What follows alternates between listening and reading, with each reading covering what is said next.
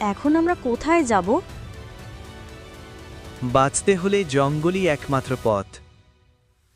পরদিন ভোরে রামধন তার স্ত্রী আর ছেলেকে নিয়ে জঙ্গলের ভেতরে চলে গেল। উঁচু গাছের ফাঁকে এক জায়গা বেছে নিল তারা। বাবা, এখানে কি আমরা ঘর বানাবো? হ্যাঁ, কাঠ দিয়ে ছোট্ট একটা কুঁড়ে ঘর বানাবো। এখন থেকে এটাই আমাদের বাসা।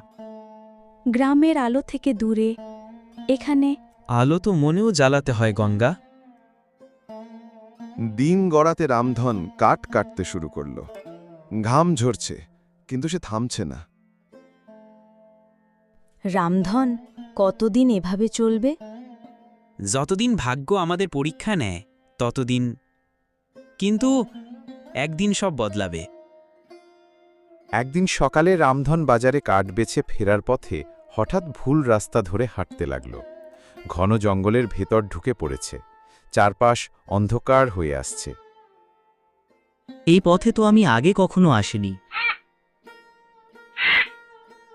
কাকের ডাক এই ঘন জঙ্গলে? হঠাৎ দূরে চোখে পড়ল এক ক্ষীণ আলো। রামধনু কৌতূহল নিয়ে এগোতে লাগল। আলোটা যেন কোনো পাহাড়ের গায়ে তৈরি ফাটল থেকে বেরোচ্ছে। এখানে আলো কেমন করে আসছে? ফাটলের ভেতর দিয়ে ঢুকে গেল রামধন। এক মুহূর্তে সে দাঁড়িয়ে গেল এক বিশাল গুহার সামনে।